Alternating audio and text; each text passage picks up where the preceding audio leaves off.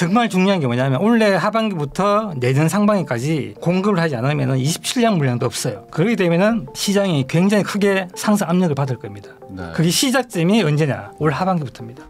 안녕하세요, 부익남입니다. 오늘은 이제 25년 넘게 부동산 투자하고 계시는 이제 김준영 소장님을 모시고 요즘 부동산 시장부터 이제 앞으로 또 시장 전망이 또 어떻게 바뀔지 뭐 이런 얘기까지 한번 해보는 시간을 가져보겠습니다. 소장님 안녕하세요. 네, 반갑습니다. 소장님 그 한 5개월 전에 저희 나오셔가지고 그때 이제 앞으로 한 5, 6개월 지나면 그러니까 딱 지금쯤 이제 시장 분위기가 이제 확 바뀔 거다 이런 얘기를 해주셨거든요. 그래가지고 그 영상에 지금 보시는 분들이 와 이거 맞췄다 하면서 막 성지순례 왔습니다 뭐 이런 얘기들을 해요. 그래서 제가 또 오셨는데 우선은 그때 한 반년 전에 그때 분위기 안 좋았었는데 그때 지금쯤은 뭔가 상황이 좀 바뀔 거다라고 예측했던 어떤 이유가 뭔지 그거 설명 한번 해주시면 좋을 것 같아요. 많은 분들이 매가를 예측하려고 하잖아요. 네. 근데 매가가 움직이는 경로는 되게 많아요. 근데 우리가 주식으로 딱 설명하면 쉽거든요. 주가가 네. 올라갈 때 기업의 이익이 늘어나는 거잖아요. 개별 기업의 주식이 올라가죠. 네. 근데 그걸 이제 부동산에 대입하게 되면은 이게 월세거든요. 네. 그걸 바꾸면 전세죠. 그래서 전세 상승이 되게 되면은 매가가 올라가는 거랑 똑같은 원리거든요. 그래서 기업 실적이 좋아지면 네, 주가가 올라가듯이. 똑같은 원리인데 네. 근데 이 전세 상승이 어디서 오는가가 되게 중요하거든요. 네. 두 군데서 와요. 하나는 금리, 하나는 공급에서. 근데 이제 금리의 역할은 다 끝났고요. 제가 볼 때는 네. 이제 공급이 들어오는 거죠. 네. 근데 그게 원래 이제 하반기부터 본격적이고 내년 상반기 되면 전국에 다 퍼질 건데 그게 지금 아마 시작되고 있기 때문에 그렇습니다. 네. 그래서 분위기가 바뀌고 있는 거예요. 제가 데이터 한 개 보면서 한번 설명해 드려볼까요? 네. 준비해 주신 화면 한번 보겠습니다. 이게 지금 전국 입주 물량이고 이 전세 수급이 지수거든요. 네. 이게 막대 그래프가 입주 물량이고 여기 이제 실선 그래프가 전세 수급 이제 지수인데 전세 수급 지수는 전세가 부족하다는 걸 나타내는 거거든요. 네. 근데 전세가 부족해서 전세가 올라갈 때 금리가 떨어져서 전세가 올라갈 때 다르거든요. 네.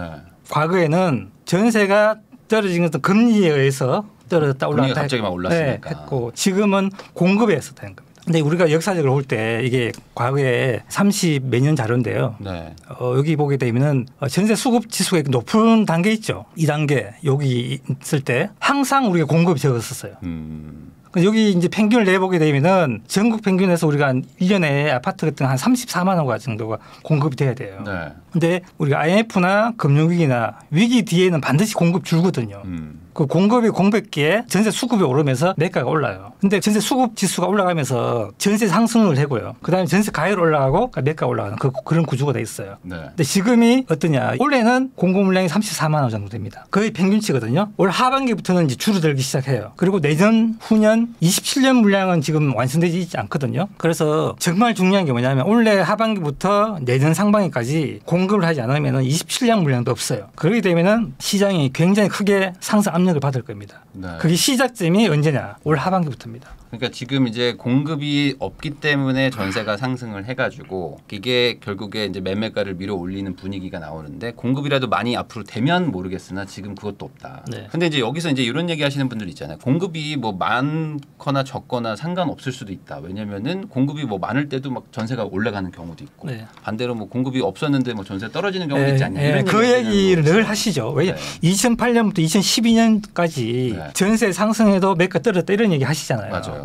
이게 왜 그러냐면은 제가 원리를 설명해 드릴게요. 물을 끓일 때 가스레인지나 우리가 그 인덕션 올려놓고 물을 켜잖아요. 100도대에 끓죠. 그러면 물의 양이 많거나 가스레인지의 단위가 우리가 1단, 2단, 3단 있잖아요. 네. 크기에 따라서 다르죠. 수도권이 늦게 올랐는 거는 이 물의 양이 많은 거예요. 물의 양이 많고 천천히 끓는다. 네, 천천히 끓고 지방은 물의 양이 작기 때문에 전세가 오르면 바로 올라요. 그리고 이게 강도 있죠. 1단, 2단, 3단. 이 강도가 약하면 늦게 끓어요. 그 차이에서 오는 겁니다. 그래서 물이 데워가는 과정이 뭐냐면 전세 가율이에요. 그 전세 가율 60% 넘을 때 매가가 움직이는 거거든요. 그게 이제 100도씨가 온 거죠. 그 차이인 거예요. 근데 지금은 수도권도 그렇고 전세 가율이 60% 넘어요. 그래서 불을 붙이면 바로 올라갈 수 있는 그런 환경이 와 있는 거예요. 근데 지방 같은 경우에는 이게 물량이 작기 때문에 불을 붙이면 바로 끓거든요. 네. 그 전세 상승과 동시에 나옵니다. 그 지방 작은 도시는 지금 많은 분들 관심이 없지만은 지금 굉장히 상승이 높게 나오고 있습니다. 많은 분들이 모르시잖아요. 그렇죠. 대부분 다 서울 뭐 수도권만 관심이. 근데 근데 지방은 안 그래요 지금요. 굉장히 빨리 오르고 많이 오르고 있습니다. 네. 오히려. 지금 말씀하신 걸로 갑자기 생각났는데 저 이제 그래프에서도 아까 이제 뭐 2010년부터 한 15년 사이에 서울은 막 지지부진했지만 그 시절에 사실 지방은 막 전세가 엄청 올랐죠. 네. 매매가도 엄청 올라갔어요. 그게 이제 그 양이죠. 물의 양이죠. 네. 도시 크기에 따라서. 그때 막 2배씩 올라가고 네, 그랬어요. 맞습니다. 네, 그런 얘기를 지금 해주시는 거예요. 그때 2011년 당시에 어떠냐면은 이제 현장에 나가보게 되면은 전세 세입자 대기가 10명 있었어요. 그 정도로 밀려있었다니까. 그 전세 수급이 엄청 그 좀 예전에 임대 3법 나올 때 있잖아요. 네. 막 줄 섰죠. 맞아요. 그 당시와 비슷했어요. 그게 우리가 얘기 보게 되면은 전세 수급이 한 160에서 180 정도 사이 오게 되면은 비싼 환경이 옵니다. 그러니까 우리가 보통 한 160 정도면 상승 시작하게 돼요. 지금은 굉장히 낮지만은 지금 서울이 얼마냐면은 130 정도가 있습니다. 수도권 전체는 110 정도 돼 있고. 그러니까 이제 물이 이제 끓기 좀 직전의 단계까지 와 있는 있습니다. 상태. 완전하게 국지적이잖아요 지금요. 네. 국지적으로 돼 있잖아요. 이게 160에서 180 되면 다 올라요. 지금 국지적인 현상이고 그렇게 됩니다. 그래서 이게 매매가 상승이 어디서 오는 거 되게 중요한데 금리에서 오는 게 있다면 지금은 전세 부족에서 와요. 전세의 개수가 수급이잖아요. 이거는 감당할 수 없어요. 정부에서 어떤 정책으로도 막을 수가 없습니다. 공급이 안 하는 이상은. 그래서 굉장히 위험해요. 그러니까 이게 25년, 26년 되면 굉장히 심각하게 될 가능성이 큽니다. 거기다 요즘에는 비아파트도 지금 뭐 착공이나 지금 인허가가 지금 거의 막 급감하고 있는 네, 상황인데 네. 보통은 이제 이렇게 아파트가 시장이 난리가 나면 뭐 오피스텔이나 막 빌라 도시형 생활주택 막 공급해가지고 급한 불 끄는데 지금 그것도 안 되잖아요. 예전에 도시형 생활주택 많이 지었잖아요. 급하게. 네. 지금 그런 거 안 되죠. 거기 빌라 수요가 지금 또 아파트에 많이 오잖아요. 특히 서울 수도권 같은 경우에는. 그 서울 수도권은 훨씬 빨리 움직이는 것처럼 보이죠. 근데 지방도 비슷합니다. 겉으로 보이는 거 전혀 달라요. 근데 말씀하신 것처럼 그 지방도 지금 분위기가 막 확 바뀌었다 이런 얘기를 해주셨는데 또 이제 지방에서 시청하시는 분들도 많으실 텐데 아니 우리 동네는 지금 조용하다 뭐 전세 지금 뭐 힘들다 이렇게 얘기하시는 분들도 있지 않습니까? 네. 그럼 지방도 약간 어떤 뭐 지역별로 좀 약간 차별이 있는 건가요? 공급량에 따라서 많이 차이 있죠.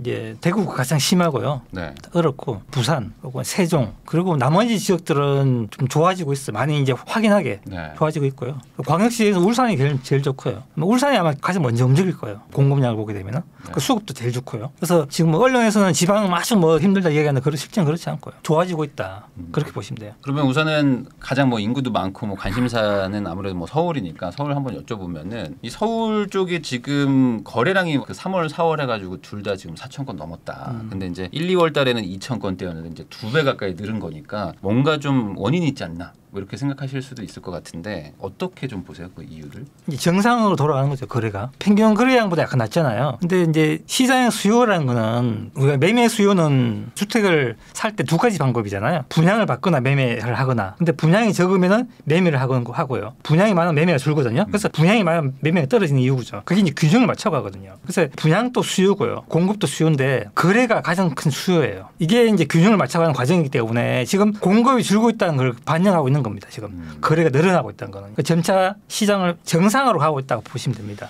그런데 지금은 가고 있는 단계지 약간 부족한 단계예요. 그래서 이 그래프를 한번 보여드릴게요. 요거 한번 보세요. 전세 수급. 이게 수도권 전체 이제 수급 사이클인데 이 월로보면 굉장히 변동성이 크게 나오잖아요. 이렇게. 네. 예. 근데 이걸 끝단을 이렇게 연결시켜 보게 되면 큰 사이클이 나와요. 그러네요. 예, 사이클 나오죠. 이게 지금 여기서 지금 바닥을 짚고 급하게 지금 올라가고 있습니다. 네. 이게 지금 130까지 왔거든요. 수도권은 115, 서울은 130까지 왔습니다. 그래서 이게 공급이 아닌 금리에 의해서 급하게 떨어졌기 때문에 급하게 지금 올라오고 있는 거예요. 이게 하반기 보면 더 이제 빠르게 올라올 거예요. 그러면서 시장 전체의 분위기를 약간 바꿔놓을 겁니다. 그러면은 지금 이렇게 봐야 되네. 약간 뭐 이제 뭐 분양도 노려보고 뭐 이렇게 기다렸던 분들 입장에서 야 이제는 살 때가 좀 된 것 같다 해가지고 이제 갑자기 몰리기 시작했다. 그럼 이게 거래량이 앞으로도 뭐 이게 뭐 4천 건, 뭐 5천 건, 6천 건 이렇게 계속 이제 회복되는 구조로 가는 거라고 봐야 될까요? 그렇게 봐야 되죠. 그렇게 될 가능성이 굉장히 큽니다. 근데 이제 뭐 일각에서 이런 얘기도 하시더라고요. 이제 분양가 자체도 요즘 많이 비싸졌기 때문에 청약 좀 기다리던 분들이 이제 아 이거 안 될 것 같다, 못 참겠다 해서 이제 구축을 산다 이런 얘기도 있는 것 같은데 네. 그런 것도 좀 일부 영향은 좀 줬을까요? 네, 영향이 있습니다. 당연히. 근데 이제 어차피 매매 수요거든요. 네. 분양 수요가 매매 수요잖아요. 그래서 1년간 전년간 똑같은 수요예요. 그래서 분양가가 비싸니까 그냥 기존 주택이 온 거잖아요. 그래서 그게 두 개가 균형을 맞춰가기 때문에 많은 분들이 이제 매매를 찾는다는 거는 분양 시장에서 서서히 돌아서고 있다는 증거예요. 그래서 서울 수도권도 이제 시장이 점차적으로 바뀌고 있다고 보시면 하면 될 겁니다. 그러면 또 여기서 이제 이렇게 생각하시는 분들도 있을 것 같습니다. 작년 말만 하더라도 이제 뭐 가격이 좀 내려가기도 했고 실제로 뭐 수요도 막 급감하기도 하면서 집 살 사람이 없다 이런 얘기가 이제 돌았었는데 그럼 지금 갑자기 이렇게 집 살 사람들이 어디서 나타난 거냐? 그러니까 돈이 어디 있어서 뭐 대출을 막 더 많이 해주는 것도 아니고 금리가 막 낮아진 것도 아닌데 이게 좀 이해가 안 되실 수도 있을 것 같아요. 4,000명 샀잖아요. 4,000건 샀으면. 네, 그렇죠. 네. 근데 이제 그거는 본인 생각이고 시장에 수요는 많습니다. 집을 사는 분들이 집에 있는 분들이 집을 사요. 무주택자분들이 집을 사는 확률은 적고요. 비중이 작고 집에 있는 분들이 집을 옮겨가거나 아니면 집을 팔아서 가거나 이 거래가 늘면 계속 이동하는 수요가 생기기 때문에 네. 점차적으로 거래 늘어나게 됩니다. 근데 그 마중물 역할을 하는 게 뭐냐면은 전세하고 무주택자예요. 그다음 한 80%에서 85%는 유주택자분들이 집을 사거든요. 1주택자 갈아타기. 네. 네. 그렇기 때문에 대출하고 영향이 크게 없을 수도 있어요. 그러니까 지금 대출 많이 좋았잖아. 네. 7월 되면 더 좋아요. 네. 근데 거래는 늘고 있어요. 시장 안 맞잖아요. 우리 네. 상식하고. 그래서 전세에 있는 분들은 집이 없어서 어쩔 수 없이 사고요. 그 팔린 집들은 옮겨오면서 또 사고요. 이렇게 연결되죠. 그래서 거래는 늘어나는 거예요. 그러니까 결국에 이제 누군가 한번 이제 마중물을 이제 터줘야 되는 건데 그 한 1, 2년 전까지만 해도 이제 그런 마중물 트는 게 없다 보니까 이제 거래량이 막 급감했었는데 네. 오히려 이제는 누가 터주기 시작하면서 그럼 나도 이게 팔렸으니까 모아놓은 돈 합쳐가지고 더 좋은 거 사러 간다. 맞습니다. 이러면서 이제 계속 좀 순환이 되는. 네. 그래서 늘어나는 겁니다. 그렇게 되면은 결국에 이제 거래량이 앞으로 계속 이렇게 분위기가 점점 더 이렇게 늘어나는 쪽으로 간다 그러면은 매매가도 같이 따라갈 수밖에 없다 이렇게 봐야 되는 건가요? 네. 결국에 공급이 없으니까. 네, 그렇게 보는 게 맞습니다. 그러면 여기서 하나 또 궁금한 게 그러면 이제 금리가 동결된 지가 지금 되게 오래됐는데 이제 어찌됐든 간에 하반기 되면 이제 금리도 이제 천천히 이제 내려간다고 치면 아까 말씀하신 것처럼 금리의 영향이 끝난 게 아니라 이제 여기서 이제 오히려 집값 상승 쪽으로 더 이제 금리가 영향을 주는 거 아닌가 이렇게 생각할 수도 있을 것 같은데. 금리는 사실은 주택 시장의 본질은 아니거든요. 사실 주거를 해결하는 건 아니잖아요. 근데 이제 자산 시장의 변화를 만들어낼 수 있죠. 주식도 그렇고. 네. 근데 이제 떨어지면 좋은 방향이지만은 올라가면 어떻게 되냐 이렇게 말씀하실 수도 있잖아요. 네. 과거에 0.5에서 3.5 올라가는 거하고 지금 3.5에서 4 올라가는 건 다르죠. 비율이. 그래서 저는 금리의 영향은 올라가더라도 큰 의미가 없다 생각하고 있고요. 네. 내려가면 좋고 그 정도에서 지금 어느 정도 마무리가 됐다고 저는 보고 있거든요. 왜 그러냐면은 우리 미국 시장을 보면 알 수 있어요. 네. 미국이 지금 못 잡고 있는 한 게 있잖아요. 집값을 못 잡고 있죠. 중업이 지금 사상 최대라고. 네, 못 잡고 있는 게 공급 부족에서 이야기 나오고 있거든요. 그럼 금리로 안 잡히잖아요. 금리 주거의 본질을 건드리는 게 아니거든요. 그래서 결국에는 주택은 임대료가 올라가는 게 그 본질이거든요. 네. 그래서 전세 상승되면 매가 올라가는 건 그건 본질이기 때문에 단지 언제냐 중요한 거죠. 언제 찾는 거 그거는 좀 더 어려워져요. 왜냐하면 지역마다 공급량 다르고 수요 다르고 하기 때문에 그건 두 번째 문제인데 전세가 상승하게 되면은 이 금리의 영향은 적어지게 됩니다. 아니 근데 금리가 내려간다는 얘기는 결국에 전세 대출 받기가 조금 더 좋아지는 네, 거니까 환경은 더 좋아지죠. 전세가를 조금 더 밀어 올리는 영향을 주지 않을까. 네, 더 크게 자극할 수 있죠. 올라간다 해도 저는 이번에 못 막는다고 보고 있는 거예요. 그러니까 반대로. 금리가 올라가더라도. 네. 근데 뭐 올라가는 게 아니라 뭐 이제 유지만 돼도 네. 상황은 좀 이렇게 상승세인데 만약 네. 내려가면 뭐 더 조금 좋아지죠. 더 불을 붙이는 네. 그런 쪽으로. 그러면 상황이 안 좋다고 봐야 되겠네요. 그러니까 무주택자분들 입장에서는 지금 좀 답답하신 상황이겠어요. 이게 좀 상승세로 막 꺾였다고 근데 보니까. 30% 떨어졌을 때 샀었어야 돼요. 근데 이렇게 떨어지기 힘들거든요. 네. 주택시장에서. 급락이 오기 힘들어요. 근데 급락이 왔다 그러면은 수요자분들은 사시는 게 맞거든요. 그러니까 지방에 있는 분들한테는 제가 무조건 사라고 말씀드렸어요. 근데 이제 서울 수도권도 워낙 이제 금액이 크니까 좀 고민을 해봐야 되겠지만은 근데 지금 하려니까 지금 고민되잖아요. 그렇죠. 이미 고점 좀 대비 회복을 지금 했으니까. 서울 같은 경우 90% 올랐다는 이야기도 있고 막 그렇잖아요. 네. 그래서 저는 지금이라도 사시는 게 맞다 생각하고요. 여유가 되시는 분들은 분양을 받는 것도 괜찮다 보고 있고요. 아니면 기존에 했던 분양권들 그런 것도 괜찮습니다. 근데 또 이제 이렇게 생각하시는 분들도 있지 않습니까? 이렇게 이제 너무 급등했다가 또 바로 빠졌다가 한 1년 채 안 되는 기간에 또 다시 또 이렇게 회복을 해버리니까 이게 이제 소위 말하는 이제 2차 상승해서 이제 단기 상승 또 이제 추가 하락 요 구조로 지금 가고 있는 수순이다. 네. 그래서 이제 하반기에는 뭐 빠질 것이다. 뭐 이렇게 얘기하시는 분들도 있는데 이게 아니라 약간 대세 상승으로 좀 전환된 거라고 봐야 되는 건가요? 서울 수도권 좀 힘든 게 뭐냐면은 우리가 2013년부터 지금까지 하나의 사이클을 볼 건지 상승 사이클을 그러니까 중간에 왔던 하락을 변수로 볼 건지 아니면은 하락했다가 다시 재상승하는지 이거에 대한 판단이 필요하거든요. 그러면은 하나의 사이클 끝나고 한다 그러면은 대세 상승이 되는 거고요. 사이클이 연결했다 그러면은 뒤에 상승이 하락이 남았다고 볼 수 있거든요. 이 판단은 지금 굉장히 어려워요. 제가 볼 때는 그렇습니다. 금리 금리의 급등이 약간의 일종의 변수였던 거지 네, 아직 상승기가 끝나지 않았다라고 네, 볼 수도 있다. 볼 수도 있다. 그래서 이게 하인 사이클인지 아니면 끝나고 올라가는지 그건 구분이 지금 좀 힘들다.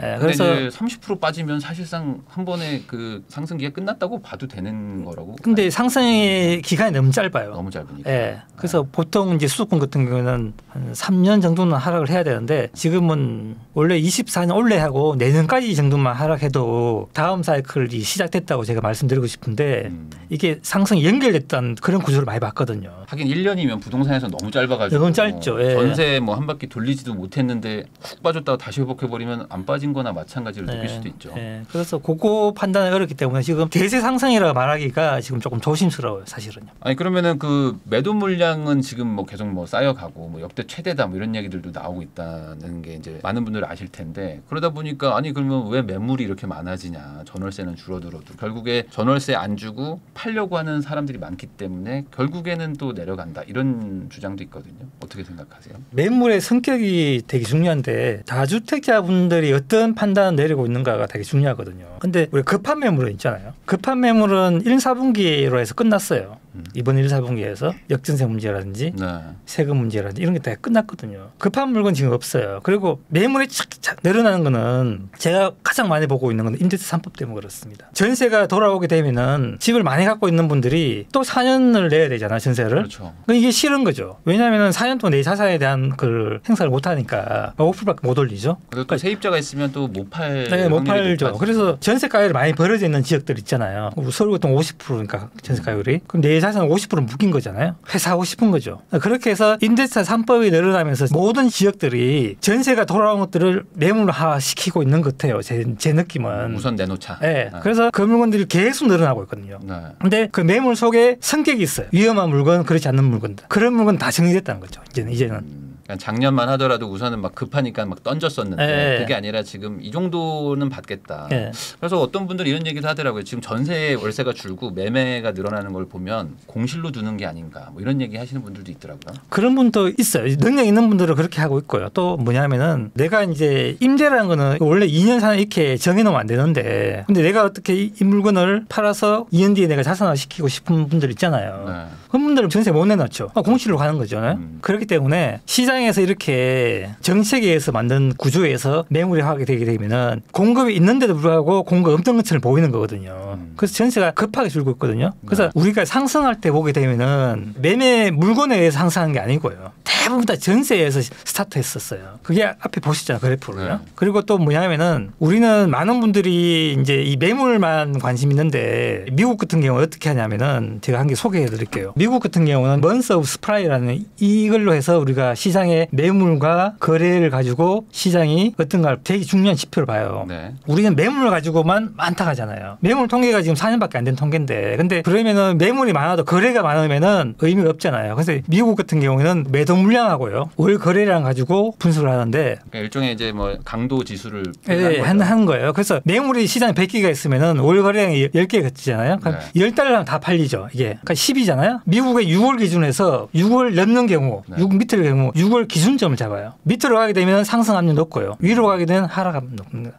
매물 대비 거래가 많이 되면 네. 상승한다. 네. 근데 매물도 늘어날 수 있잖아요. 네. 얘도 늘어날 수 있고 두 개 다 가지고 판단하는 거예요. 우리는 그냥 매물을 판단하잖아요. 사람들이. 지금 거래 늘어나고 있잖아요. 늘어나고 있기 때문에 얘가 늘어나기 때문에 얘가 지금 줄고 있다고요. 우리는요. 그렇죠. 지금은 나쁘지만 좋은 쪽으로 가고 있죠. 그래서 하나의 어떤 지표를 판단하기는 되게 판단하기 힘들어요. 그래서 이걸 저게 더 합리적이죠. 이걸 전세로 바꿔보게 되면 지금 현재 3월 기준으로 제가 한번 해봤어요. 해보니까 전국이 13.5가 나옵니다. 한 1년 정도 네. 걸리면 팔린다. 네. 근데 이걸 갖다 우리 평균으로 했을 때 거래가 10개월 됩니다. 네. 근데 전세가 어떤 줄 아세요? 전세 1.6개월. 전세가 지금 엄청 부족하네요. 네. 1.6개월이고 대구는 3.5 거래되잖아. 제일 많죠. 네. 평균보다 훨씬 많죠. 물량 많으니까. 여기 전북이 0.7일이에요. 그럼 전북은 진짜 심각한 상황. 심각하죠. 네. 전주 같은 경우 지금 엄청 가격이 많이 오르고 있거든요. 그대로 보이고 있는 거죠. 그래서 이거는 사실 우리 현실하고는 좀 안 맞아요. 제가 해보니까. 근데 얘는 잘 맞아요. 전세 쪽은. 네, 잘 맞습니다. 그래서 얘를 보고 판단하는 거예요. 그래서 매물을 가지고 너무 많은 판단하면 오판된다. 단순히 매물이 많아지는 게 문제가 아니라 그만큼 거래량까지 이제 받쳐준다 그러면 이제 거래 활성화인 것이다. 네, 맞아요. 이렇게 해석할 수 있다. 네, 맞습니다. 네. 그러면 또 이것도 한번 좀 여쭤보겠습니다. 이번에 또 책을 이제 쓰셨는데 아마 이 방송하는 이 시기에는 아마 안 나왔을 텐데 결국에는 오르는 집값의 비밀 뭐 이렇게 책을 쓰셨잖아요. 네. 그러면 이제 그 제목처럼 그러면 집값이 오르는 비밀 뭐 한 가지를 꼽는다면은 결국 뭘까요? 전세 상승이죠. 전세 상승. 네. 그럼 전세 관련된 지표들이 모든 게 바뀌게 되면은 그게 상승한다 봐야 되죠. 이거는 그냥 공식 같은 거라고 보시면 돼요. 그러면 지금 말씀하신 걸 쭉 종합을 해보면 아마 시청자분들도 같은 생각이시겠지만 앞으로 전세 더 올라가겠는데? 라는 식의 결론이 날 것 같단 말이죠. 그러면은 지금이라도 어쨌든 집을 사는 게 좀 유리한 구조로 지금 가는 거네요. 맞죠. 사야 되죠. 전세가 올라가니까. 네. 왜냐면 뭐 집을 안 산다고 해도 전세 살아도 전세도 상승해 버리면 맞습니다. 매매가도 올라가 버리면. 근데 많은 분들이 자꾸 매가만 판단하잖아요. 네. 근데 이제 우리 주택 시장을 공부해 보면은 정말 재밌는 현상들이 많이 일어나고 있어요. 우리 주택 시장의 정말 미래의 모습을 그대로 보이고 있는 게 전세 가율이에요. 전세 가율이 평균적으로 높은 도시들은 성장률이 둔화한 도시거든요. 지방에 높잖아요. 네.